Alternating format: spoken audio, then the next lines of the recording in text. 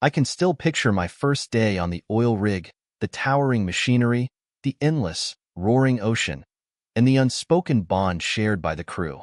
It didn't take long for those rigs to feel like a second home to me. The thrill of striking oil and seeing the fruits of our hard work became an inseparable part of who I was. Each drill, each pipeline, it all symbolized a step toward a stable future for my family, even if it meant long, lonely stretches away from home. But as the years rolled on, the strain of the job began to creep in. The grueling hours, ever-present risks, and the unrelenting pressure to perform were draining. Still, every time I cashed my paycheck, I reminded myself that these sacrifices were building a better life for my family. What I didn't realize back then was that all those sacrifices were steering me toward the hardest decision of my career. It had been over a year since I last slept in my own bed, and I was counting down the days to getting back. But nature had other plans. A monstrous storm loomed on the horizon, forcing me to make the call to shut down operations. It wasn't an easy decision, but the storm's sheer intensity left no room for risk. Out on the rigs, we had 5 wells, each about 20 nautical miles apart. Shutting them down required a precise, coordinated effort. Thankfully, the process went off without a hitch, and we got the crew to safety without incident. Once the rigs were secured, a helicopter whisked the remaining team to shore. I wasn't scheduled for leave, so going home was a spur-of-the-moment decision. I was excited to surprise my wife and kids, and even catch up with the neighbors. The demanding schedule had been worth it, though. My hard work had more than tripled my base salary over the past 3 years. My skills in angle drilling made me a sought-after expert, especially after the U.S. oil boom 5 years ago. After a promotion, I started planning for an early retirement.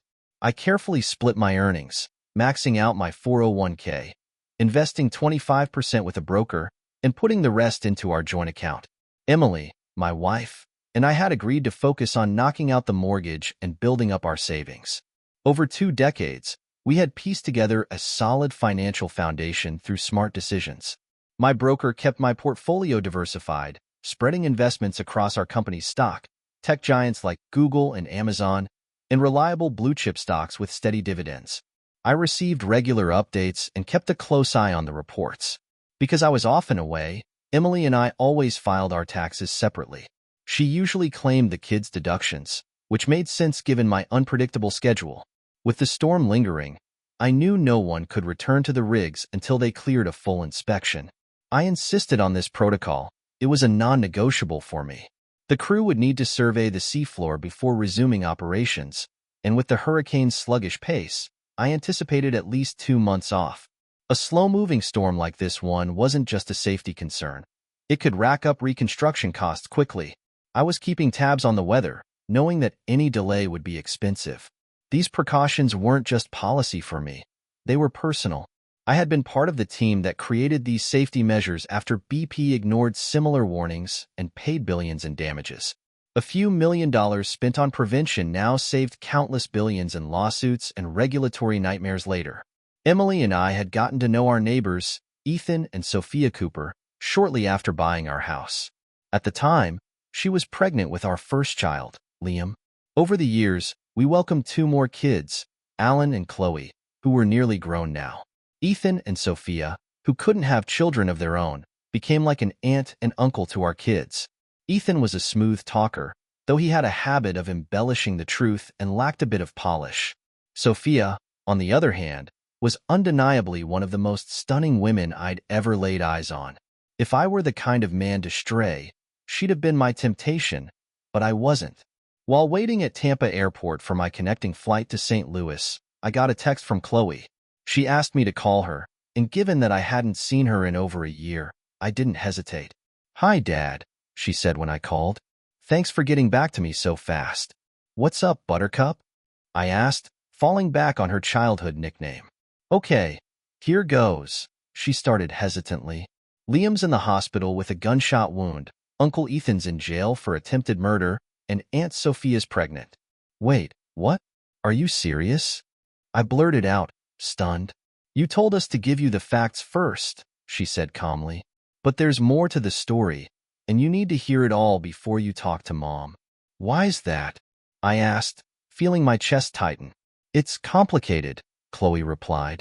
You always taught us to understand every side of a situation before making decisions.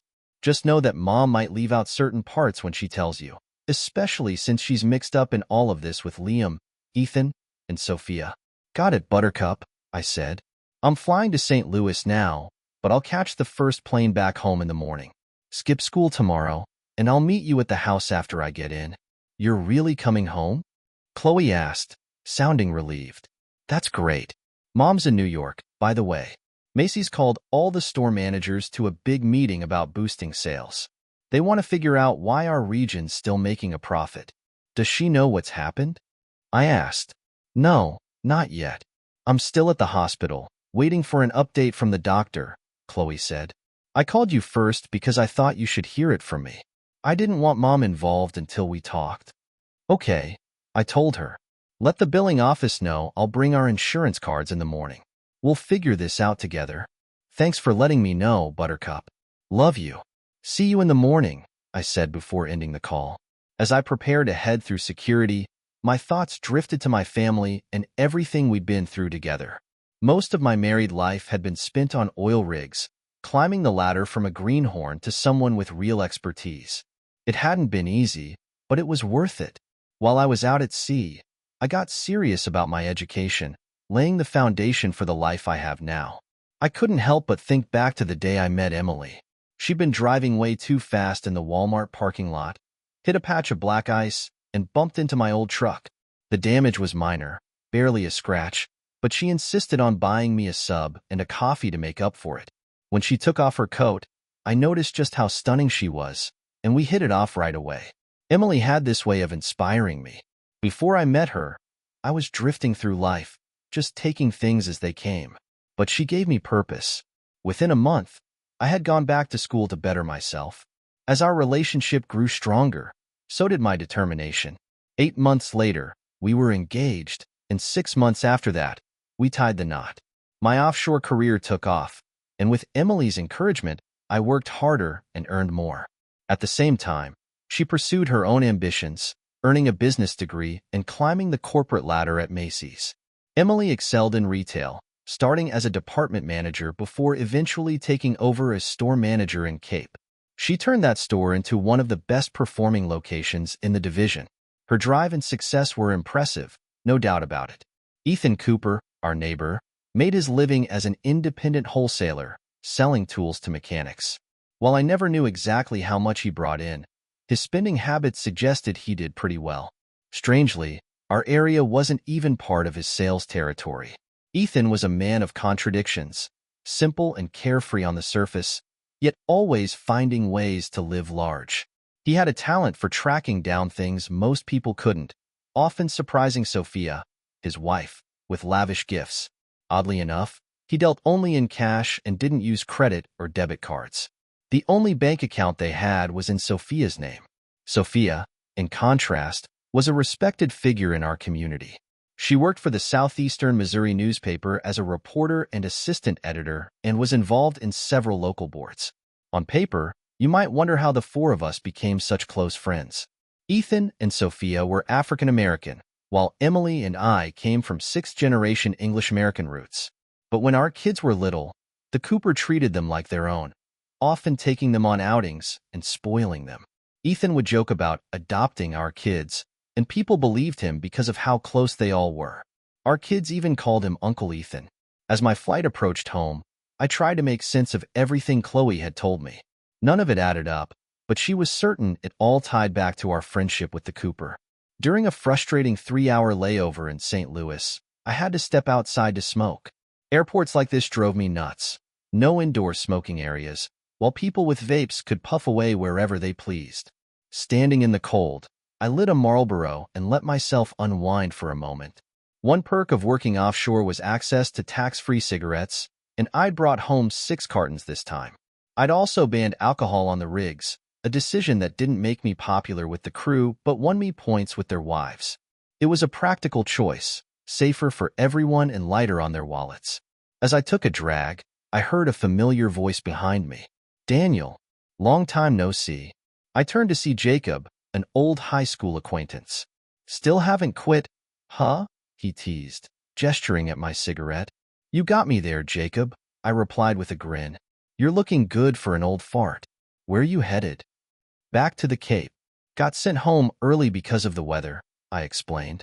You still working those rigs? When are you going to quit being a redneck and get a real job? Jacob joked. I'm working on retirement, I said. Hopefully sooner than later. Looking for something that keeps me home more. Emily will be surprised. Wait, you married Emily Morgan? Jacob asked, genuinely shocked. Yeah, I said.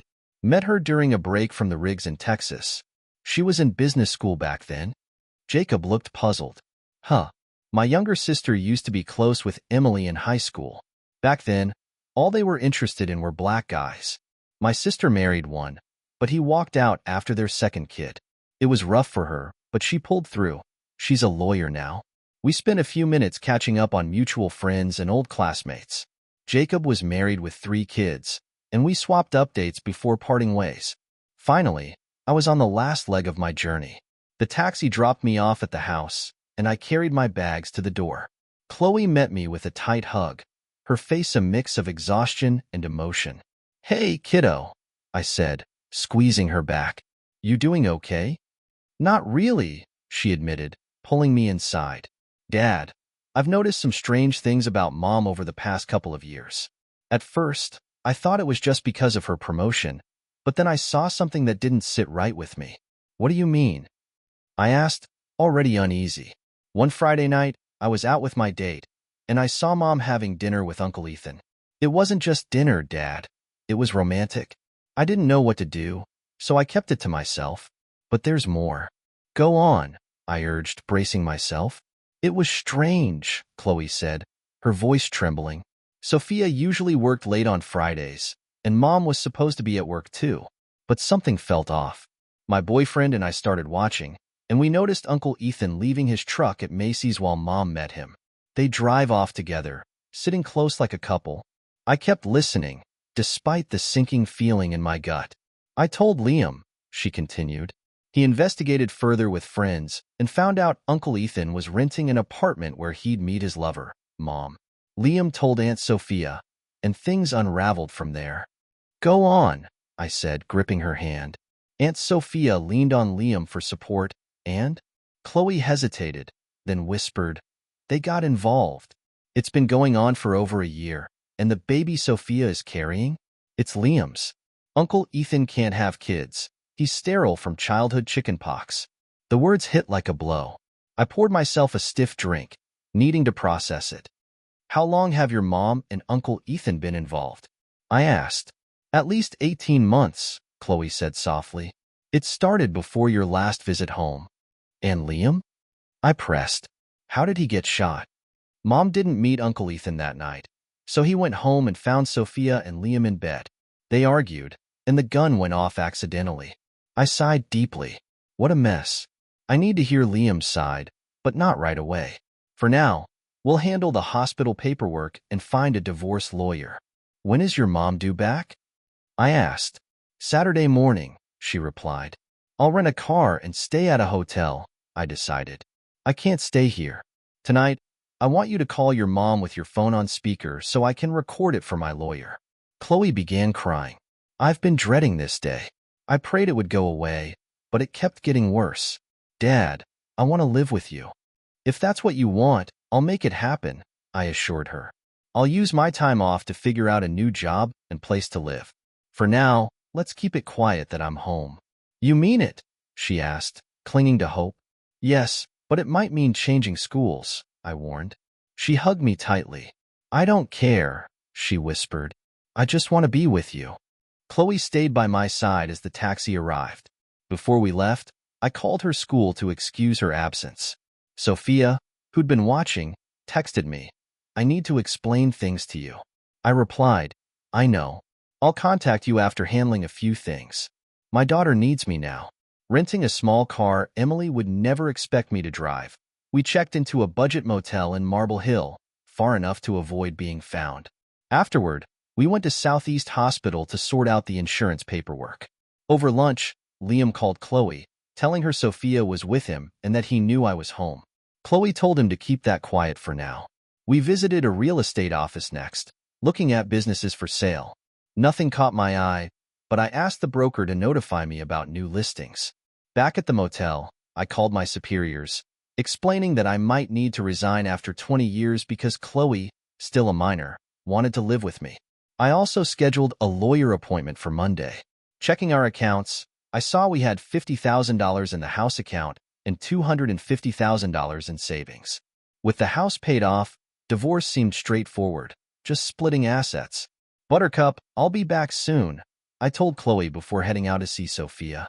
Sophia opened the door quickly, her face heavy with stress. I'm sorry, Daniel, she said. You shouldn't have come home to this. Want a drink while we talk? Sure, I replied. It's been a long day. As she poured drinks, she began. Liam came to me at the office, wanting to talk privately. I thought he was planning a surprise for our anniversary, but instead, he told me about Emily and Ethan. I didn't believe it until he drove me to Ethan's apartment. What I saw through the window left no doubt. Ethan and Emily were together. She pulled out her phone, showing me photos that confirmed what Chloe had said. Can you text me those? I'll need them for the divorce, I said. Her expression shifted when I mentioned Emily's past. Maybe those touches over the years weren't so innocent, she muttered. We'll never know, I replied. But how did you and Liam end up together? Daniel, he's like you. He supported me, gave me strength when I was falling apart. One night, after some wine, I kissed him, and he kissed back. That kiss had more love in it than I'd felt in years. Things grew from there, and 6 months ago, we crossed a line. It wasn't revenge, it just happened. I nodded, understanding more than I wanted to. My long absences had created a similar rift in my marriage. Emily and I had become strangers, rebuilding our connection each time I came home, only for it to fade when I left again. Sophia waited anxiously for my response. I took a moment, then said, Thank you for your honesty. Liam's been independent for years, so I'll let him decide what's best for both of you. I'll support whatever choice you two make. I paused, then added, Just so you know, your timeline and the images have been confirmed. Tears welled in Sophia's eyes. Thank you, Daniel, she said. Liam told me you'd approach it this way. She went on to explain that Ethan had been served divorce papers, triggering his volatile reaction. A court order had already instructed him to stay away, but he violated it. Suddenly, the shooting made sense. Ethan had always been prone to anger when things didn't go his way. Finding Sophia with Liam must have sent him over the edge. Sophia, for now, it's crucial that people think I'm out of town, I said. That's why I rented a car. Chloe has already made it clear she wants to live with me. I left with what I needed. The truth from Sophia and proof that Emily and Ethan's affair predated Liam's involvement. Back at the motel, I told Chloe everything. That explains so much, she said. Liam's always been mature for his age. He's dated older women before. That's on me, I admitted. With me gone so much, he had to step up as the man of the house. I wasn't much older than him when he was born. Despite my feelings, I knew Liam would make his own choices. It was his life to live. Dad, should I call Mom? Chloe asked. First, download a call recording app, I suggested. We both tested a few and found one that worked. After 3 rings, Emily picked up. Chloe put her on speaker. Mom, I need a note for missing school, Chloe said. Why did you miss school? Are you sick? Emily asked, her tone concerned. No. I was at the hospital with Liam last night and couldn't go, Chloe replied calmly. Hospital? What happened to Liam? Emily demanded. He was shot in the shoulder at close range, Chloe stated bluntly. What? How did that happen?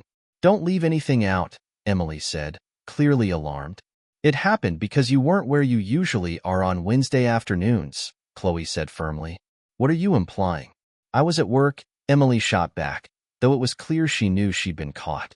No, Mom. You were at 644 Morgan Avenue, apartment 4, with Uncle Ethan, Chloe said. The silence on the line was deafening. After a long pause, Emily asked, How long have you known? Almost from the start, Chloe replied. I saw you having dinner with Uncle Ethan, then Liam found your love nest. He even brought Sophia there to catch you in the act. We have photos. Emily's sobs filled the silence before she finally said, I'll be flying home Saturday. We need to talk before your father gets back. Mom, there's more, Chloe continued. Ethan was served divorce papers at the apartment. He went home enraged, determined to keep his marriage while continuing the affair. He didn't realize his actions pushed Sophia and Liam together. Uncle Ethan violated the court order, went into his old house, and found Sophia with Liam. That's when he shot Liam. Where are Liam and Ethan now? Emily asked. Ethan's in jail for attempted homicide, Chloe said. Liam will recover but needs rehab. So, Mom, should I tell Dad? Or let him find out from the news? Emily's voice wavered. Give me a few minutes to gather my thoughts. I'll call him myself. It's best if I handle this. Okay, Mom. By the way, you're going to be a grandmother. Sophia is 3 months pregnant, and Liam is the father. Also, Sophia plans to serve you with papers when you get back. Emily broke down completely, but it felt like justice after everything she'd done. When Emily didn't respond, Chloe ended the call. I poured 2 drinks, one for Chloe and one for myself. I added ice and soda to mine, leaving hers straight. Let's toast, I said. You handled that better than most adults, and I'm proud of you, Buttercup. We finished our drinks as we waited for Emily's call. When it came, I let it go to voicemail. After pouring another round, I played the message on speaker. All Emily said was, call me when you can. Ethan accidentally shot Liam, and we need to talk. Dad, let's check the online paper before you respond, Chloe suggested. She pulled out her laptop, and there it was. Husband shoots wife's lover. The article laid out everything. Liam, Emily, Ethan, Sophia, and even me. The biggest revelation? Ethan Cooper wasn't his real name. He was actually Raymond John Smith, with a history of petty theft and an outstanding warrant for drug possession. His fingerprints had exposed his true identity. I called the police immediately, tipping them off about Ethan's tool truck and suggesting they get a warrant to search it. When the police asked why I suspected Ethan's truck, I said plainly, because no one's ever seen him sell anything out of it. It doesn't add up. My curiosity wasn't satisfied, so I decided to dig deeper. I searched Facebook for Jacob Taylor, the guy I'd bumped into at the airport, found his profile, and called the number listed. His wife answered, and I explained, I ran into Jacob earlier, and I need the name of his sister Olivia's ex-husband, the one who disappeared. Without hesitation, she replied, his name is Raymond John Smith. He owes over 16 years of child support. Well, I said, he's currently sitting in jail in Cape Girardeau, Missouri, under the name Ethan Cooper. Her shock was immediate. Are you serious? Yes, I confirmed. And he was also having an affair with my wife, Emily Morgan. There was a pause before she spoke again. Oh my God. Olivia will be stunned. Can I give her your number? Please do, I said. Hanging up, I glanced at Chloe, who looked as shaken as I felt. Dad, she said quietly, do you think Mom knew who he was when we first met them? I sighed. It's starting to look that way, Buttercup. It makes you wonder what other lies they've been living. Chloe and I sat quietly, processing the information. The more we learned, the more questions we had. My thoughts churned as I wondered what else Emily and Ethan could have been involved in. The idea that this was just about an affair seemed far too simple now. Later, there was a knock at the door. Chloe opened it, and Sophia walked in, visibly drained. I made her a drink and handed it to her as we gathered in the kitchen. After showing her the updated article, which detailed Ethan's real identity, she looked stunned. Chloe also shared her recorded conversation with Emily, and we played it for Sophia. There's a good chance your marriage to Ethan might not even be legal, I said. You should have your divorce lawyer look into it. Sophia looked pale. I've been at the hospital most of the day, she said, shaking her head. I was just heading home when I got your text. There's no way he's getting bail after everything that's come out. It gets worse, I said grimly. Ethan has 2 grown kids, a son and a daughter. His ex-wife? She was Emily's best friend in high school. Sophia's face crumpled with shock. They knew each other? From the beginning? Tears started streaming down her face. If he had kids, why didn't I get pregnant sooner? She asked, her voice trembling. He probably had a vasectomy before meeting you, I said. It's the only explanation. We sat in silence for a moment as Sophia processed the information. Meanwhile, a nagging feeling told me there was still more to this story. Ladies, I said finally, I think we should search our homes. Something's missing here, and I wouldn't be surprised if Ethan and Emily were involved in something illegal. Sophia hesitated but nodded. Ethan did drive his truck daily and stayed out overnight, but he always said the corporation handled all his expenses. I never saw any bills or statements. Do you know his email accounts? I asked. Yes, his Outlook account, she replied. We logged into her computer and found 4 unknown email addresses linked to his main account, clear evidence that Ethan was hiding something. Contact the police tomorrow and give them access to these accounts, I advised. I'm going to search my house tonight to make sure nothing illegal is hidden there. What should I do if I find anything? Sophia asked. Call me, and we'll figure it out together, I said firmly. We need to protect ourselves. Chloe turned to me, concern etched on her face. Dad, do you really think Mom would let Ethan store stuff in our home? I can't rule it out, I said honestly. Start with places you wouldn't normally check. I grabbed a flashlight and headed to the garage. After moving the rental car, I climbed into the attic. Behind some insulation, I found 5 large garbage bags. The first hit the floor with a heavy thud, catching Chloe's attention. She rushed over as I pulled the others out. What's in them? She asked. Let's see, I said, cutting one open. It spilled bundles of $20 bills. I froze, realizing the scale of what we'd uncovered. Go tell Sophia, I instructed. We need to figure out what this means. While Chloe was gone, I opened the rest of the bags. All 5 were stuffed with cash. Among them, I found a flat bag containing Ethan's ledger, detailing what appeared to be a series of drug deals. When Chloe and Sophia returned, they were stunned. Daniel, Sophia said nervously, can you check my place? Right after I call the police, I replied. I reported the cash and the ledger. Once officers arrived to collect the evidence, I headed to Sophia's house. In her attic, I found a chest filled with cocaine. I added Ethan's ledger to the pile and called the police again, requesting a detective. It took over 3 hours to explain everything, from the shooting to the attic discoveries. The officers worked meticulously to document the evidence. Before leaving, the detective informed us of their next steps.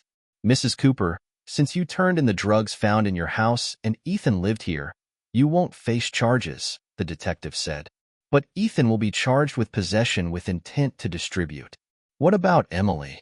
I asked. We'll take her in for questioning when she returns on Saturday, he replied.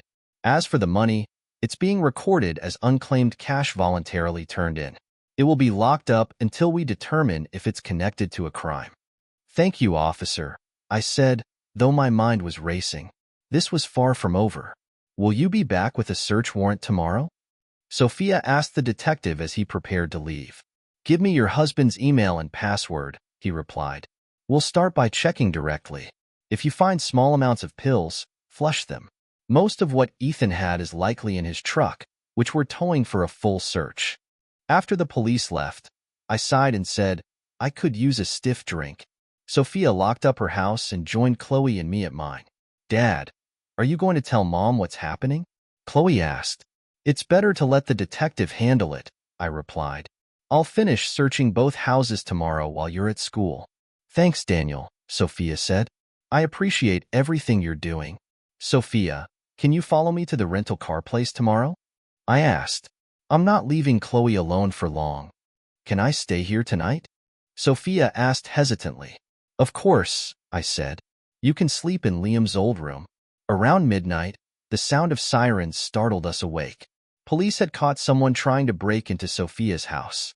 An unmarked car was stationed near our homes for added security. The incident underscored how precarious things had become. At 5 a.m., I stepped outside with coffee and a cigarette and called Emily.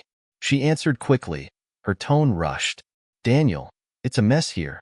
Ethan accidentally shot Liam, but he'll recover. The police are holding Ethan until they finish the investigation. Have you talked to Sophia? No, I replied. Chloe and I have been at the hospital. Any word on when you'll be home? We want to see you, I asked, trying to gauge her tone. We're watching the weather. If we have to evacuate, I might be home sooner than expected, she said. Are you serious? She asked when I mentioned a hurricane. Yes. If we evacuate, I'm coming home. Promise to call me if that happens so I can prepare, she replied. Sure, I said. Talk later. Her voice lacked any warmth, and it was clear she couldn't admit the truth about her affair, or anything else. I realized any lingering feelings between us were gone, and I could move forward with the divorce without guilt. After dropping Chloe at school, Sophia followed me to return the rental car. We then picked up my luggage and returned the hotel key. I suggested she stay temporarily at Liam's apartment for her safety. Later, I met with a real estate broker to view houses. I settled on a newly built one in a quiet subdivision, made a cash offer, and requested a quick closing with a 5-year warranty. Back at my house, I continued searching for hidden items. While I didn't find pills, I uncovered bearer bonds worth $10,000 each, carefully tucked away. I texted Sophia and Chloe to update them. The news reported that police had found items linking our homes to the shooting, potentially shifting suspicion away from us. While changing the locks and security codes, I discovered expensive jewelry I'd never seen before, likely Emily's secret stash. Returning to the attic with a stronger light, I found several more bags of cash in a dark corner. I called the detective, using the card he'd given me. You'll want to see this, I said, detailing the discovery. Before they arrived, I kept a few bundles from each bag for potential legal fees and left the rest in the attic. When the detective arrived, he seemed astounded. Ethan had 20 bags of cash, he muttered, shaking his head. Do you think he's been dealing pills for the entire 20 years we've been neighbors? I asked. It's possible, he said. He's been living under an assumed name even longer. Cases like this aren't uncommon. People live with criminals for years without realizing it. I'm eager to question your wife about her involvement and how long it's been going on. One more thing, I added. Ethan, Raymond, as we now know him, was married to my wife's high school best friend, Olivia, before he married Sophia. Olivia might fly in on Saturday to confirm everything. The detective smiled as Sophia pulled into the driveway. This just keeps getting more interesting, he said. Does his current wife know? He asked. Yes, and I'm about to help her search her house thoroughly, I replied. After last night's break-in attempt, we thought it was necessary. I'll be ready for another call if needed, he said. We found cocaine in a false floor of Ethan's truck. He's done for good. Sophia joined us and said, expect a call from my lawyer. We're moving to annul the marriage immediately. After the detective left, Sophia and I searched her house thoroughly. Anything suspicious was flushed or documented. Among the findings were bearer bonds, which Sophia took to use as part of her settlement. She packed her belongings and moved into Liam's apartment for safety. I've made an offer on a house, I told her. If the offer is accepted, I plan to use these bonds to help with the payment. Do you think Emily was working with Ethan, or did he con her too? Sophia asked. It's hard to say, I admitted. We've had each other's house keys for years. Ethan could have hidden things when we weren't home. What surprises me is that he never legitimized his savings. Chloe joined us and said, Dad, can we visit Liam together? He's recovering, but slowly. He and Sophia plan to live together to see if the age difference works. That sounds like a good idea, I said, hoping we were finally nearing the end of this tangled mess. That sounds mature and well thought out, I said to Liam after hearing his plan. Thanks, Dad, he replied. I appreciate everything you've done for Sophia. Now that I see your perspective, I don't know how you're holding it together. Son, I began. I don't like what your mother did, but I wasn't there for her because of my job. Loneliness drove her elsewhere. If I ever have another relationship, my lifestyle will have to change. Chloe looked at me thoughtfully. You don't hate her for what she's done? I'm disappointed, Buttercup, I said, but I can't hate her. I put my work first and left raising both of you to her. When you grew up, she had no one giving her the attention she needed. I'm sad about what happened, but I can't condemn her. Besides, she may have bigger problems to deal with. Like what? Liam asked. If the police connect her to what Ethan was doing, she could end up in prison, I said. The truth hit them both hard, leaving them speechless. On Saturday morning, I got word that my house offer had been accepted. Using some of the bearer bonds, I made the deposit at the broker's office. As I wrapped up, I received a text. Can we meet? I'm Jacob's sister, Olivia. I replied. Where are you? At the airport, she texted back. I'll be there in 15 minutes. You got an excellent price on your new home, the broker said as I finished up. I'm surprised they accepted so quickly, I replied. Nothing spurs interest like a sold sign. At the airport, I quickly spotted Olivia. The terminal was quiet since the last flight had just departed.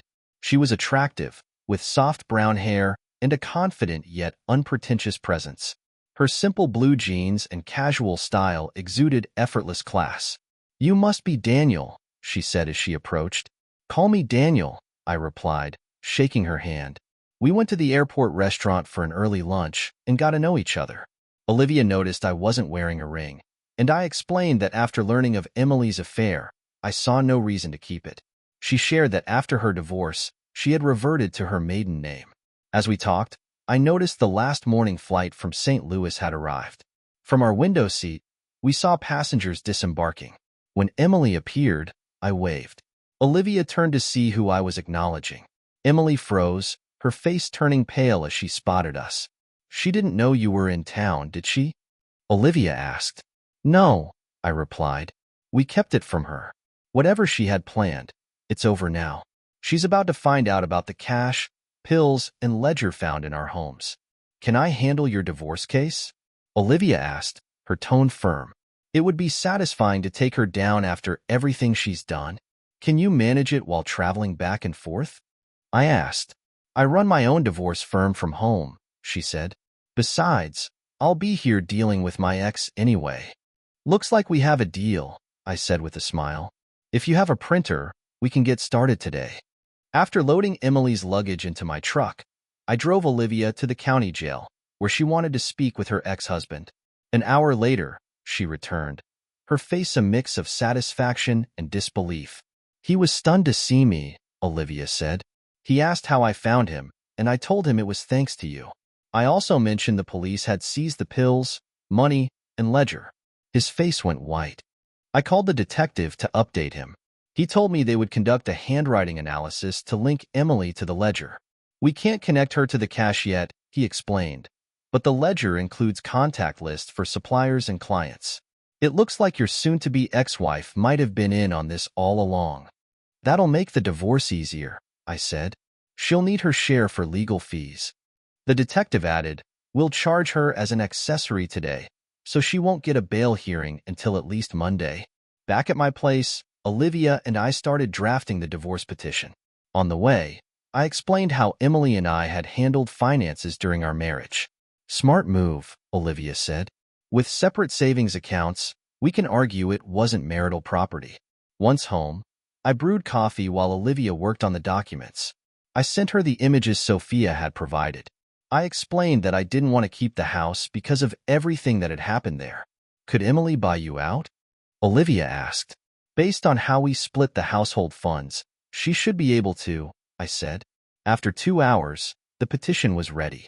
We printed and sorted the copies to file with the county court. Later that evening, Chloe returned home after spending time with friends. There was an immediate connection between her and Olivia. Chloe, I'd like you to meet Olivia Lynn Taylor, I said. Her family is from Dutchtown. Olivia smiled and extended her hand. It's great to meet you, Chloe. Chloe will be moving in with me next week, I added. We've already bought the furniture. What did you buy? Chloe asked, her excitement evident. A newly built house with 3 bedrooms, an open floor plan, a 2-car garage, an unfinished basement, and a raised patio deck, I replied. Is there a problem with it? She asked. It's not landscaped yet, I said, but I'm planning to add a pool after the closing on Monday. Chloe's eyes lit up. She had wanted a pool for years, but I had avoided it to preserve our landscaping. Now, there was nothing holding us back. Since it was dinner time, I asked where they wanted to eat. Both chose Ruby Tuesday for the salad bar. After dinner, we went to Enterprise so Olivia could rent a car. Chloe invited Olivia to join us for furniture shopping on Sunday, and she happily agreed. Monday was a whirlwind of events. I was in court as charges were formally read against Ethan Cooper and Emily. Ethan was denied bail outright, while Emily's bail was set at $500,000. Olivia, in her role as my attorney, served Emily with divorce papers on my behalf, and then served her ex-husband with a demand for back child support. As we left the courtroom hand in hand, I noticed Ethan and Emily both watching us. The satisfaction of the moment wasn't lost on me. Earlier that day, I had finalized the purchase of my new house, using the remaining bearer bonds for the deposit. By 4 p.m., Olivia had filed the divorce paperwork and paid the necessary court fees. Later that evening, Olivia found a letter on her rental car at her parents' house. It was a ransom note. They were holding Chloe and demanded everything I hadn't turned over to the police. I told Olivia to reply that I would meet them at Trail of Tears State Park at midnight, specifying a location near the cliffside viewing area. Back home, I prepared carefully, packing small propane containers, a welding torch, an old tent, and my crossbow into my truck. At the park, I set up the tent and, under the cover of darkness, rigged a trap by loosening the bolts on the railing. I tied a bag filled with paper to the railing to make it look valuable. When Earl, one of Ethan's friends, arrived, I confronted him with the crossbow. He looked startled as I demanded he ensure Chloe's safe return before I handed over the goods. "What if I don't agree?" Earl asked, trying to sound brave. "I'll shoot you," I said coldly, "and then I'll hunt down your brothers." Earl's bravado crumbled. He broke into a sweat when he saw the crossbow loaded with 3 arrows. "Ethan thought you'd gone soft," Earl muttered. "He's planning to escape. He needs the bearer bonds to get him and your wife out of town." "I guess you're in the ledger, too," I replied, watching his reaction. "How do you know about the ledger?" Earl asked, his voice shaking. "I gave it to the cops," I said. "It's only a matter of time before they get to you all. If Chloe is unharmed, you might want to use what's in the bag to disappear." Panicked, Earl made a call, instructing his brothers to release Chloe and flee. 10 minutes later, Olivia called to confirm Chloe had been dropped off safely and was unharmed. Relieved, I slipped back into the shadows. Earl leaned over the railing to grab the bag, but with nothing securing it, his weight shifted, and he toppled over the edge. I left the area and slept in my tent until morning. 2 weeks later, authorities recovered Earl's body.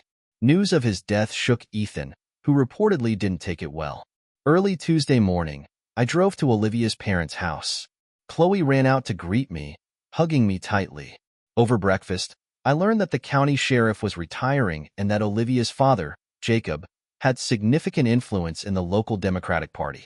During our conversation, I mentioned the idea of running for sheriff. Jacob asked if I would be willing to start the state qualification courses. "Sure," I said. "Then I think you've officially started your campaign," Jacob said, smiling. The pride in Chloe's eyes was clear. "One thing I know about my dad. When he sets his mind to something, he gets it done," she said. After breakfast, I handed Chloe my phone and had her listen to the recording I had made of her mother. Watching her reaction was both painful and validating. "Mom was never going to be honest with you, was she?" Chloe asked. "No," I said. "I'm starting to wonder if she used my money to help Ethan get back into the pill business." Everyone looked stunned by my revelation, including me. We all agreed to keep everything that had happened since Olivia found the ransom note to ourselves. "Things didn't go the way Ethan and Emily planned," I said. Before leaving, I called the detective to inform him that Ethan might attempt an escape in the coming days. The detective chuckled and said, "You would have made a good cop with your knack for uncovering information." On our way back to Cape, my phone rang. It was Emily. "I'll be out on bail in 2 hours," she said. "Can I get access to the house?" Olivia and Chloe exchanged curious glances, waiting for my response. "The house? You can have it this afternoon," I said calmly. "My lawyer will bring your car to the Love Nest and give you the keys. Chloe and I will have taken what we need by then. The rest, we'll get while you're at work this week." I hung up without waiting for a reply. When we got back to the new house, Olivia and Chloe were excited to see it fully furnished. Chloe chose a bedroom with its own bathroom and walk-in closet, thrilled with the layout. "Dad, should we take pots, pans, and basics from the old house?" Chloe asked. "No," I said after a moment's thought. Let's start fresh. Once we pack our personal items, you and Olivia can go shopping for what we need. Most of the windows have built-in blinds, Olivia noted. That'll give you privacy until you get curtains. As we were leaving, Sophia and Liam came out of the house across the street. I introduced them to Olivia, and it was fascinating to watch the two women size each other up. Despite their different appearances, they had similar builds, which explained my interest in Olivia. Before heading back to pack, I opened a new checking account at the bank, transferred funds from savings, paid off my credit card, and had my paycheck rerouted. It was a fresh start in more ways than one. The wardrobe boxes I'd picked up made packing straightforward. In just a couple of hours, everything was ready to go. At the bottom of one box, I carefully tucked away the bearer bonds I'd kept. I also went up into the attic to gather the 50 bundles of $50 bills I had saved. Chloe packed her laptop and other belongings, and I reminded her to change all her passwords for safety. After unloading the boxes at the new house, Chloe and Olivia went shopping while I continued moving things out. Our old furniture was piled up in the front yard, ready to be burned. I called AT&T to set up the internet, knowing we'd need it for the TV. The ladies returned with a truckload of essentials just as the delivery drivers were leaving. By evening, the master bedroom and Chloe's room were set up, the living and family rooms organized, and the kitchen fully equipped with a table and chairs. The house was coming together, though we still relied on free Wi-Fi for now. Later, Olivia and I drove Emily's car to her love nest. Olivia went inside while I waited in the truck. An hour later, she returned, looking thoughtful. "Get any answers?" I asked. "Not really," she said. "Emily claims their relationship started after my marriage ended. They've been together for 6 years. She planned to divorce you once Chloe finished school, and Raymond has been dealing pills for as long as you've known him. She denies knowing about anything hidden in your house, but I don't believe her." I recorded the conversation, thanks to Chloe syncing her phone with mine. "Should we send it to the detective?" I asked. "Definitely," Olivia said, laughing. Then she added, "And am I right in thinking you're interested in where this relationship might go?" "I thought we were already working on that," I said with a grin. "Even your parents have noticed." Olivia smiled, leaning closer. Chloe suggested KFC or fish and chips for dinner. We picked up KFC and returned home, where Chloe had been busy. She had washed sheets, put away groceries, and was running the dishwasher. They'd even picked up sour mash and soda, so we each had a drink with dinner. After dinner, I unpacked in the master bedroom while Olivia and Chloe made the bed and finished setting up the room with towels, mats, and nightstand lights. Chloe had even picked out my shower soap and shampoo. The effort touched me. Later, I took the empty boxes to the burn pile and added some from the kitchen. As the flames rose into the night sky, I thought about everything that had happened. My reverie was interrupted by a call from Emily. "It's all gone," she said. "Where is it?" "Call the detective and ask," I replied, laughing. "You knew," she said. "How did you get Chloe back?" "Ask Earl or his brothers, if you can find them," I said before ending the call. Soon after, Liam called. "Dad, we bought the house across the street. Mom called, but I told her off. She's not happy, so expect her to blame you." We talked for a while. Liam had questions about Sophia and Olivia's relationship. I advised him to focus on the fact they'd both been used by the same man and let them work through it. After checking the fire, which had burned down to embers, I went inside to find Chloe getting ready for bed. "Good night, Dad," she said. "You look happier than I've seen you in years." "I'm happy for you." "Good night, Buttercup," I replied. The next morning, I drove Chloe to school. She gave me a big smile and said, "You're really doing this, Dad. I'm proud of you." Once home, I finally had a chance to relax for the first time since leaving the rigs. Around lunchtime, AT&T arrived to install the internet, and Olivia's parents showed up with her clothes and rental car. A photographer stopped by to take a professional photo for my campaign. Michael Taylor, Olivia's father, told me he expected to have the signatures to register my run for sheriff by the end of the week. I handed him $5,000 in cash for the campaign. While Olivia gave her mother a tour of the new house, Michael and I chatted. "Did I ever stand a chance with Olivia, honestly?" I asked. "When she came home Saturday night, I was shocked," he said. "She told me, I've met the man I'm going to spend the rest of my life with. I was taken aback by his response. Really? I asked. After what happened Monday, he continued. She told me, Dad, Daniel took control and got Chloe back. When Chloe showed up unharmed, she said the kidnappers seemed scared and let her go after a second phone call. She suspected they were related. That was Ed Racine and his brothers, I said. They've always been trouble. When I confronted Ed with a loaded crossbow, I gave him one chance to release Chloe or die. He hesitated. So I told him to call his brothers and tell them I was coming. Michael laughed. Old school, Daniel. I like that. Welcome to the family. I'd be proud to have a grandson from you. 6 months later, we all gathered to await the election results. My parents, Olivia's parents, Sophia, Liam, and others celebrated Liam and Sophia's recent marriage. They took turns holding my newborn grandson. Emily and Ethan had both been sentenced to life without parole, and my divorce was finalized. My former employer had granted me early retirement, and the $6 million in recovered cash had been returned to me. Chloe finally got her long-awaited swimming pool, and Olivia's business was thriving with a 4-person staff working from our basement. As the results came in, I knelt in front of Olivia and asked, "Will you marry me?" She said yes, tears of joy in her eyes, as I slipped the ring on her finger. Moments later, the news declared me the winner of the election. Michael beamed with pride, saying, "There's a new sheriff in town."